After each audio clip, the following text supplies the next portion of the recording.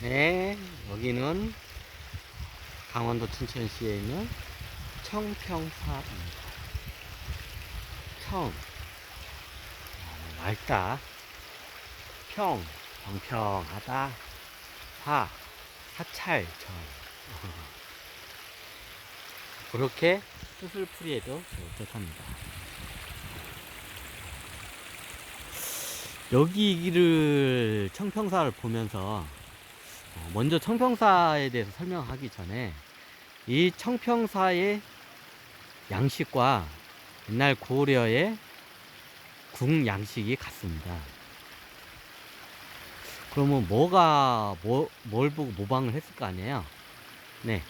청평사의 절 양식을 갖다가 이게 모방을 해서 만들게 고려 왕궁의 그 터입니다.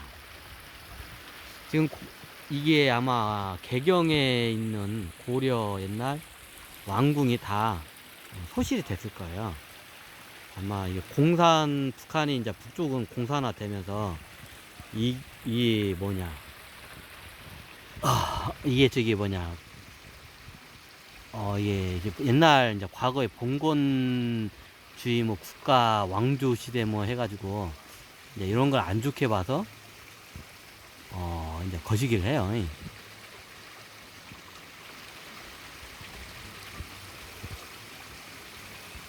근데 청평사에 보면 왜 저기 지금은 이게 없어졌거든요. 이게 군 양식이.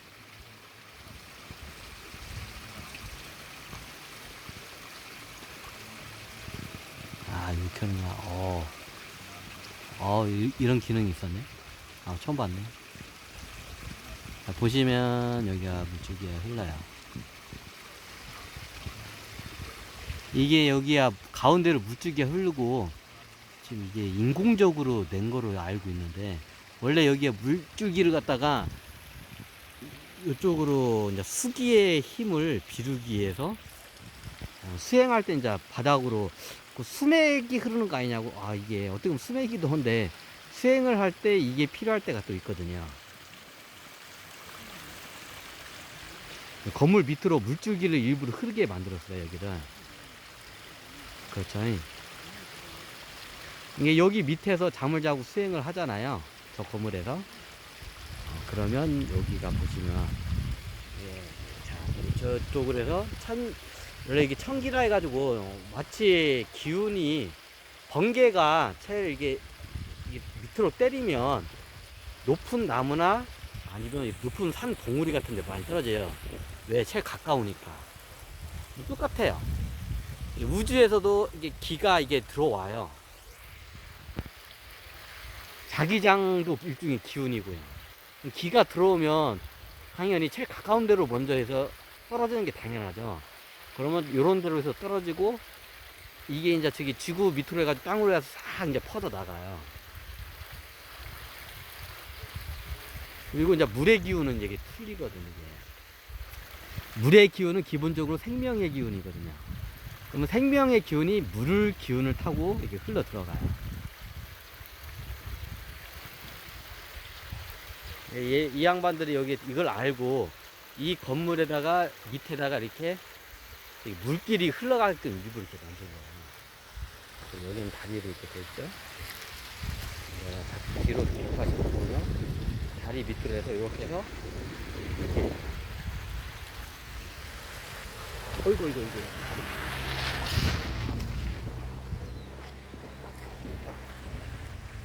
여기 있는 아마 청평사 스님들도 이거 원리를 잘 모르실 거예요. 옛날 이제 여기서 수행을 하신 분들이 이 원리를 알고 이렇게 건물 밑에다 이렇게 이렇게 볼까요? 한번 밑으로.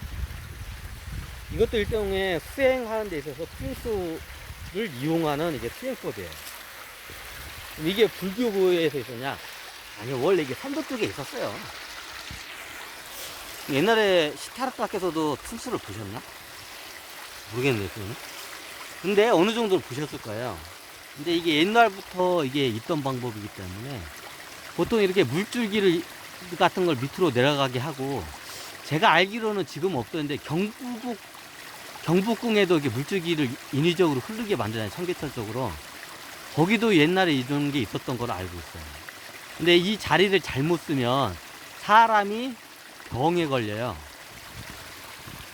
이거를 임시 방편적으로 해서 써야지 이 기운을 항상 쓰면 안 좋아요. 요런 풍수를.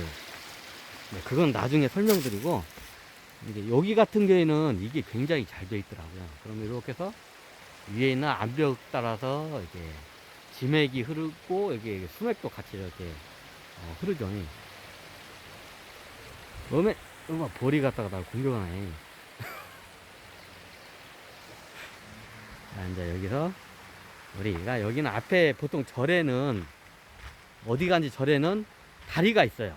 냇물 따라서. 뭐 다들 아시겠지만, 다들 모르시나? 그럼 제가 설명을 드릴게요. 왜 다리가 있냐? 이게 쉽게 말하면 요단강의 원리예요.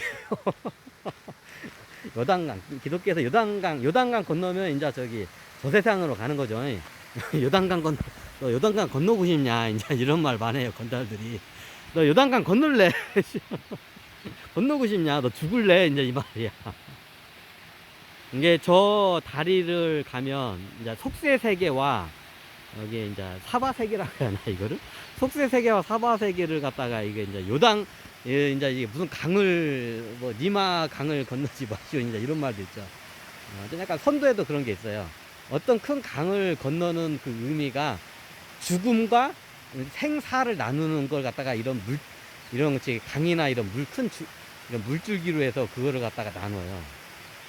그러면 여기서는 저 다리 건너 바깥 세상은 이게 속세세계. 이제 여기는 사후세계라고 해야 하나? 이제 여기는 이제 건너면 사후세계가 돼요. 짠짠짠짠. 여기서 한번 보십시오. 이야, 죽이죠. 이게 딱 풍수에 맞게 정확하게 이게 대전을 갖다 이렇게 만들었어요. 배산입수? 예, 배산입수 맞습니다. 뒤에 산 있고 앞에 물이 있다 해가지고. 근데 제가 여기 처평사를 온 이유 중에 하나가 이게 뭐 풍수적인 것도 있지만 예전에도 뭐 제가 절 양식을 하면 여기도 지금 이게 성벽처럼 이렇게 돼 있죠. 여기도 똑같아요. 나중에 유사시에 춘천 쪽에서 여기가 좀 춘천이 새로운 국가적 개념이에요, 그냥. 그래가지고 이 춘천시에서는 여기를 보면 이쪽이 일종의 방공호화 같아요. 춘천시에 근데 이리로 왔냐? 온 적이 한 번 없어요. 왜냐면 사막산 자체가 뚫린 적이 없기 때문에.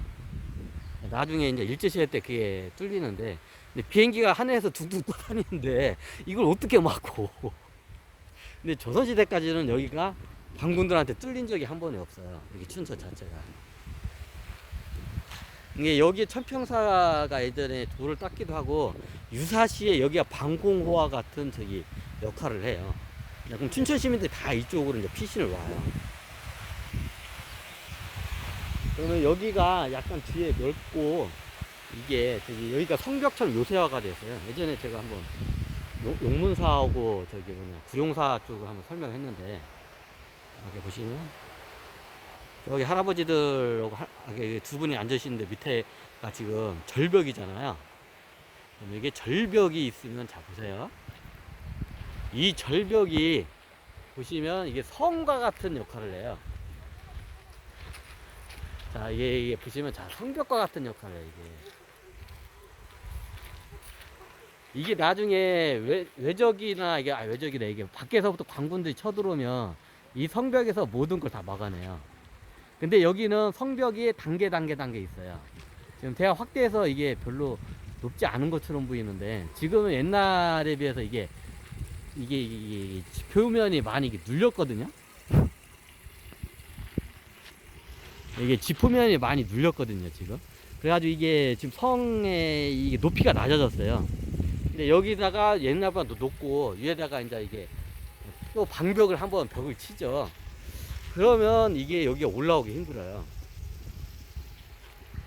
그리고 여기 자체가 이게 지형을 보시면 지금은 이제 이게 산업화 되면서 도로가 뚫려가지고 저기 이제 다리가 이쪽으로 놓였는데 예전에는 다 물길 따라 올라가 있어요. 그러면 예전에 이쪽을 통해서 이렇게 다리 저쪽을 통해 가지고 이쪽을 통해서 들어온 게 아니라 이쪽을 통해서 들어왔어요. 그럼 이게 밑에 보시면 아시지만 여기는 천의 그냥 절벽이에요, 약간. 그럼 여기 자체 기어오르는 것도 관군들이 힘들고, 기어오른다 한들 여기서 다 이게 또 성벽이에요. 근데 한 번도 여기까지 이게 저기 외부로부터 이게 누가 들어온 적이 없어요.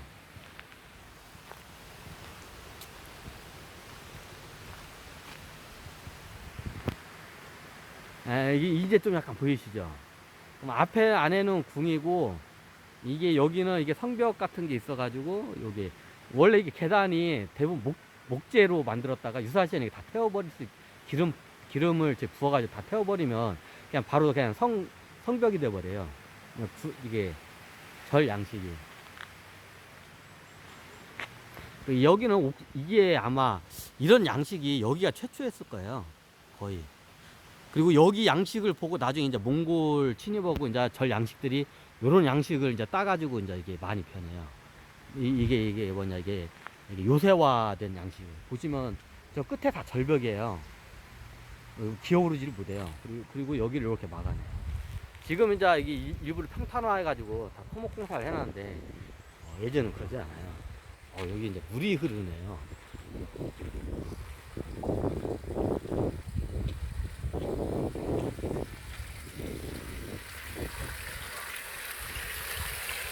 아이고, 물이 한번, 괜찮네. 여기 한번 절의 양식. 이게 왜 그러냐면, 북한에 제가 갈 수도 없지만, 북한의 고려 궁의 양식이 딱 이거 똑같아요. 그래서 청평사에 대해서 할 얘기도 많지만, 이게, 이번에는 주제가 고려 양식. 고려 궁의 양식을 설명하게 요기만큼 주세요. 왜냐면 태조 왕건이 그 후대의 유지를 남겨요. 옛날에 궁예가 철원에다가 저기 태봉곡 세우면서 백성들의 고열을 짜가지고 지지왕처럼 아방궁 비슷하게 막 짓고 싶어서 안달이 났었어. 그건 다들 아시죠? 우리 황후가 나중에 이게 궁예로 태어나가지고 처음에는 그게 하다가 나중에 사람이 변하는 게 아니라 원래 그래, 그 양반은. 원래 그래. 내가 궁예 그 양반 만났는데 굉장히 독선적이고 욕심이 굉장히 많아요. 너무한테 뭘 양보하고 주는 걸 되게 싫어해. 독선적이고. 그래가지고 옛날 국예가 태봉과 아방궁처럼 지으려고 하다가 나중에 이제 민심이나 이제 이런 수행자들, 선도나 이런 사람들한테 겁나게 이제 원망을 듣죠. 그래서 왕건한테 까이죠. 왕건이 나중에 궁예가 옛날에 백제 제나라를 세운 태조 비류고, 백나라를 세운 태조가 온조예요. 백제가 온조로 우리는 다 알고 있잖아요. 하여튼 온조예요, 그냥. 나중에 백제의 온조와 제나라의 비류가 이 두 양반도 같이 움직여. 현생에 만나자 찐하게 인연을 맺었죠. 이게 단독 키워드적으로 설명하면 비류 이 양반은 궁예죠. 궁예 이 양반은 굉장히 독선적이고 굉장히 사람이 공격적이에요. 그리고 비난 비판을 잘해요, 다른 사람. 그리고 끄떡만 싸움을 하려고 하고. 온조이면서 나중에 왕건 이 양반은 내가 그거 봤는데 굉장히 온화해요. 그래서 온조라고 하나 봐. 온화한 할아버지 조자 해가지고, 온화한 할아버지 조자. 산타 할아버지 같나? 이게 딱 보면 현생에 제가 겪어본 온조는 딱 보면 이게 두리뭉실해가지고 퉁실퉁실해가지고 유머도 있고 사람이 착해. 그럼 궁예 양반은 내가 그냥 별명을 싸움닭이라고 그냥 붙였어. 싸움딱. 내가, 야, 씨발, 저 양반 싸움딱이다. 그 끄떡만 먹어 싸움을 하는데 가지고. 내가 그래가지고 싸움딱이라고 내 별명을 붙였어. 이거 나중에 현생에 내가 그 직장에서 같이 거의 저보다 한 몇 개월, 3개월인가, 4개월인가? 내가 11월 달에 한 4개월인가 3개월 정도 늦게 들어오는데 후배인데 나이가 제가 한 살이 많긴 한데, 제가 나중에 저기 가지고 그 친구처럼 지냈는데, 양반이 그냥, 내가 그래가지고 나중에 별명을 내가 싸움딱이라고 했어요, 양반. 끄떡만면 싸움거리를 갖다가 만들어. 근데 왕건 이 양반도 만났어. 이 양반은 내 중에 입사대 한 대로 6개월인가? 이 양반이 한 3월에 들어나, 비슷하게 들어나, 한 4월인가 5월에 나하고 한 5, 6개월 정도 차이가 나요. 이 양반이 국민대를 나와가지고 경영학과를 나왔나? 경제학과를 나왔나? 기억이 잘 안 나네. 온조인데 사람이 좋아. 그냥 사람이 좋고 진짜 온순해. 이게 보니까 옛날이나 지금이랑 하는 짓이 똑같아. 왕건의 성향이 온순하고 사람을 이렇게 존중을 해주고 이렇게 포용을 하려는 성격이고, 궁예는 예전에 이게 얘가 자기가 좀 힘이 이제 쌓이고 하잖아요. 자기 본색을 드러나. 굉장히 독선적이고 싸움딱이야, 그죠? 그 전에는 이제 국민을 위하고 뭐 어찌고저쩌고 말을 잘해. 힘을 얻기죠. 근데 힘을 이제 얻잖아요. 그러면 독재 이런 독재도 없고, 싸움꾼 이런 싸움꾼도 없고, 아우 징그러 그냥. 자기가 힘이 없을 때는 좋은 말을 많이 해. 이게 성인 궁제 같은 말을 쉽게 많이 하는데, 자기가 이제 저기 힘을 얻잖아요. 진짜 이런 저기 개차반 독재도 없어. 그래 제가 예전에 내가 권룡제하고 제가 저기 이게 저걸 했는데, 딱 내 키워드 딱 단어로 했어요. 싸움딱이라고 하고 그냥 독선적이다. 내가 그냥 저기 그 당시도 저거 2년한 항우기도 한데 이런 궁예를 이 양반하고 근데 굉장히 독선적이야. 근데 궁예가 항우일 때 인연법을 해서 범중하고 한번 이제 범중도 같이 왔어. 이제 심영이라고 있는데 이 양반이 나이가 한 3살인가 많았나? 3살이 많았을 거야. 3살이 많았는데 이 양반이 우리보다 3살 많은데, 우리보다 이제 딴 데서 영업사원을 하다가 이제 뒤늦게 입사를 했는데, 우리가 그냥 심영 했어.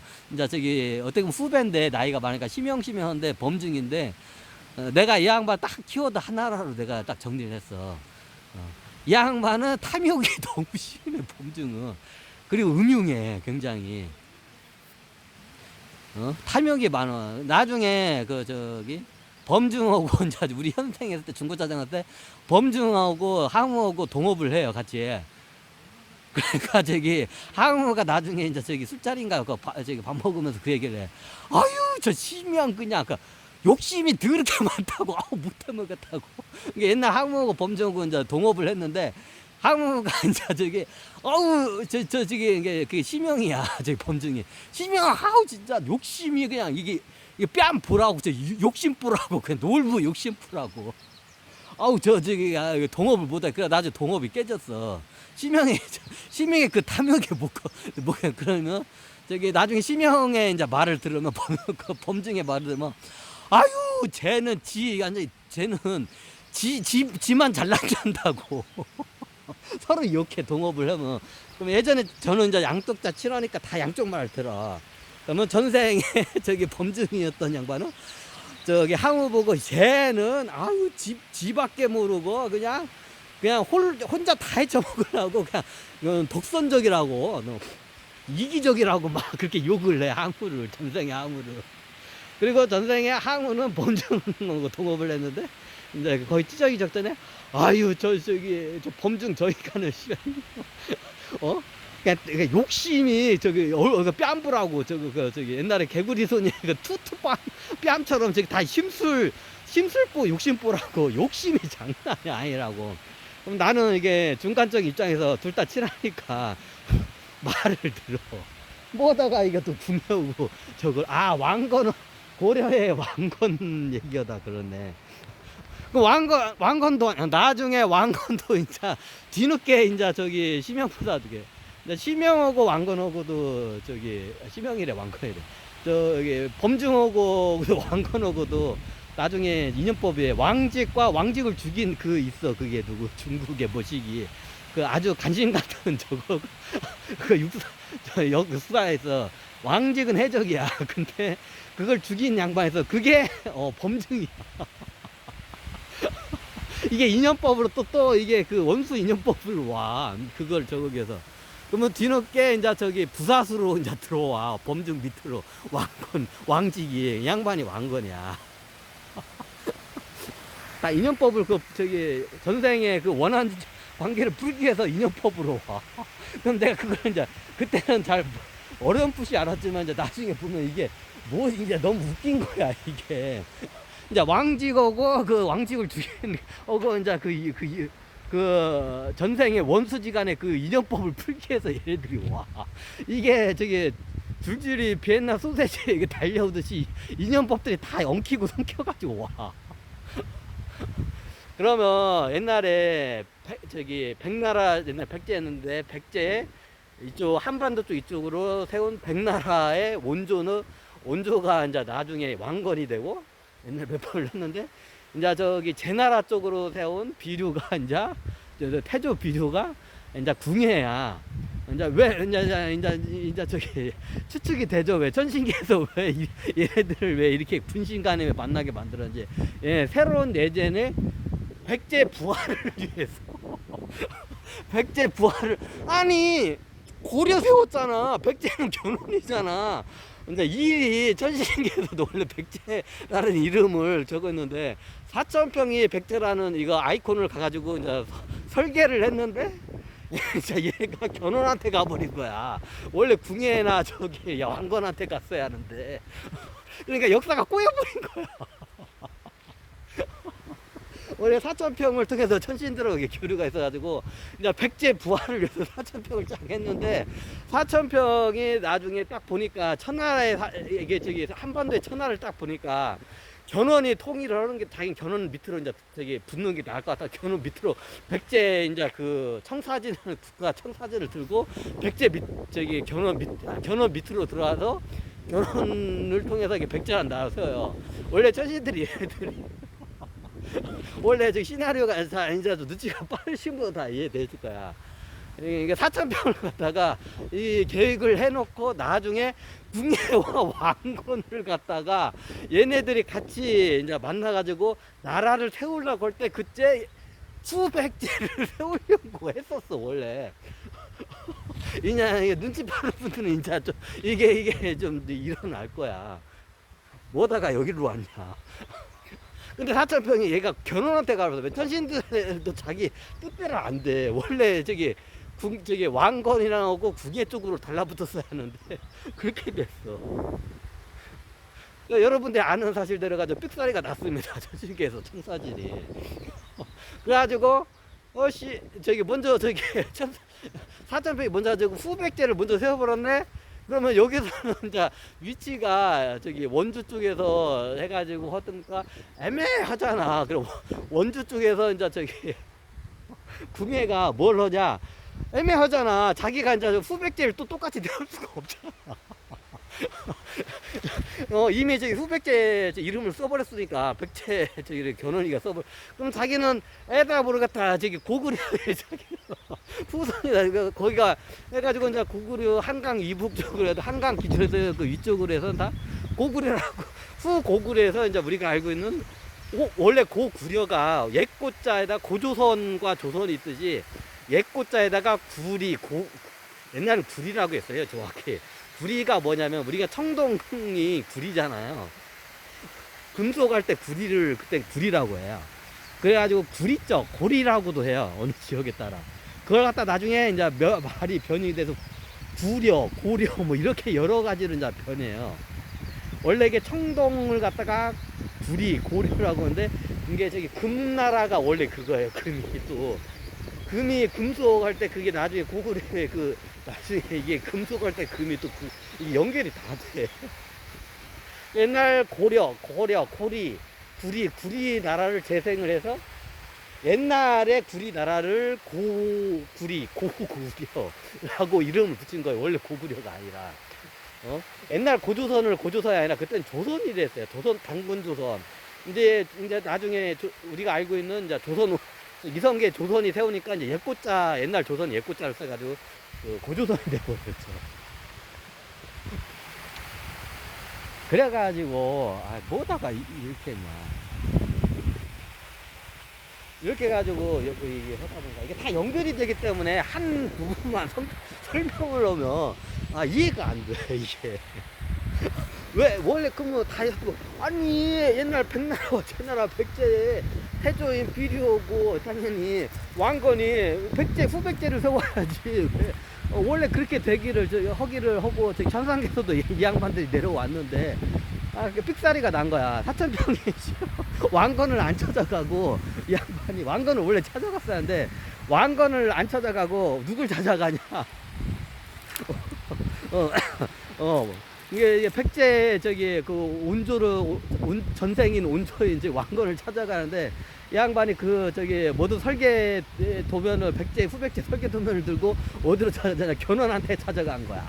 그래서 거기가 후백제가 되고 이제 나중에 왕건은 이제 어쩔 수 없이 이제 저기가 후백제? 그럼 우리도 정통성이 있으니까 개경이 옛날에 한강 위쪽으로는 개성 쪽으로 위쪽은 다 옛날 고구려 땅이었거든요.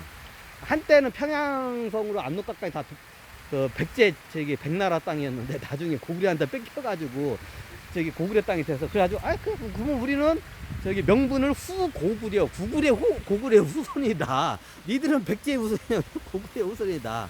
그래가지고 그 백제 태조 백제의 온조가 나중에 왕건이 어쩔 수 없이 딱 이미 견훤이 써버렸는데 백제라는 이름을. 그럼 자기는 명분상 고구려라고 해가지고 삑사리가 나요, 혼자. 이게 천신기에서 만들어 놓은 게.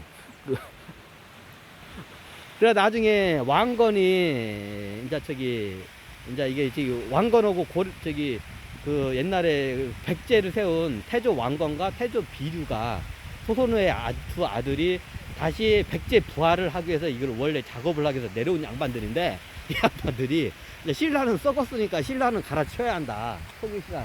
이 양반들이 내려왔는데 이게 사천평이 이게 견훤한테 가라는 바람에 이게 이제 이상하게 역사가 꼬여버린 거야,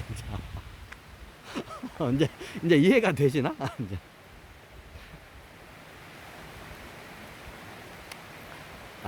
일단 그렇습니다. 그래서 나중에 왕건이 이제 궁예를 배신을 하기 싫었어요. 군신 간에. 그리고 궁예도 왕건 주변, 궁예 측근들이 왕건 주변으로 해서 이게 이게 역적들이 몰리고 있다. 다 죽여버려야 한다고 간언을 하는데 궁예가 자기 자식하고 자기 부인도 죽이지만 궁예만은 안 죽여요. 궁예래. 왕건만은 안 죽여요. 왜냐면 믿었기 때문에. 이게 영적인 게 이게 다 이게 다 연결이 돼요. 전생 인연법이. 이게 자기 마누라하고 자기 자식까지도 죽여버려요. 그게 또 왕건 자식이라고 막 이게 모략도 들고 뭐 이렇게 해가지고 죽이는데 하여튼 그때 그렇게 돼요. 그래가지고 왕건이 후대에 이 말을 하죠. 이제 궁예가 태봉국을 세우면서 아방궁을 지으려고 하니까 얘를 민심이 동요를 해서 어쩔 수 없이 이제 왕건이 이제 난을 일으켜서 이제 정권을 잡죠. 그 당시에 이제 궁예를 안 죽이려고 왕건은 굉장히 노력을 많이 해요. 근데 하지만 나중에 이거는 후환이 된다고 해서 어쩔 수 없이 이제 죽이게 되죠. 왕건 자체는 궁예를 갖다가 그냥 전 왕으로서 자기가 두 번째 왕, 쉽게 말하면 태정, 태세, 문화세, 조선을 했을 때 궁예를 태조로 자기는 하고 이게 어디가 편하게 모시게 하고 자기가 두 번째 왕으로서 정통성을 이렇게 확보를 하려고 했었어요. 근데 궁예가 이제 원체 이제 다들 나중에 이제 원한이 있고 궁예가 당연히 가만히 있을 성미가 아니죠. 그래서 이제 궁예를 이제 어쩔 수 없이 죽이게 되죠. 그리고 나중에 이제 대구역 토목공사 때문에 나라가 망해가지고 왕궁 토목공사 때문에 나라가 망했기 때문에 후대에 이제 이거 뭐냐 이게 어떤 징기스칸의 뭐 훈요 10조 같은 비슷한 거 내려오는데 그 중에 하나가 이제 저기 바깥으로 이제 정복 전쟁을 더 이상 하게 함으로써 저기 백성들을 피폐하게 하지 말고 백성들을 갖다가 이런 토목공사 같은데 여기 이게 강제로 동원을 해서 이게 하지 말라고. 왜냐면 궁예가 그걸 했다가 나라를 이게 어떻게 보면 망쳤거든. 그래가지고 그거를 해가지고 고려의 궁이 굉장히 어떻게 보면 이게 궁이야 할 정도로 초라해요. 거의 지금 이게 청평사 이 궁 양식을 그대로 따서 만들어요. 근데 이 고려가 오랫동안 갈 수 있는 방법 중에 저기 원인 중에 하나가 이게 궁을 크게 안 짓는 것도 있지만 궁을 이렇게 작게 짓고 요새화해서 지어요. 이게 청평사를 보면 이게 바로 뜨는데 이제 이거를 갖다가 다음 여기 2부에서 이거를 지금 설명하겠습니다. 여기서 이제 왜 청평사를 하는데 고려의 그 궁 양식과 이거를 한번 이게 봤습니다. 청평사의 저거 뭐 이게 풍수적인 것도 있지만 여기에 수기를 이용한 요 자리.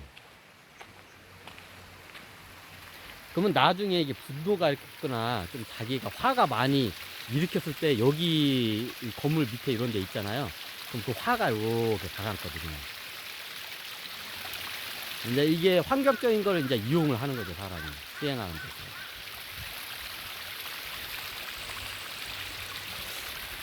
자, 여기서 청평사 일부를 마치겠습니다.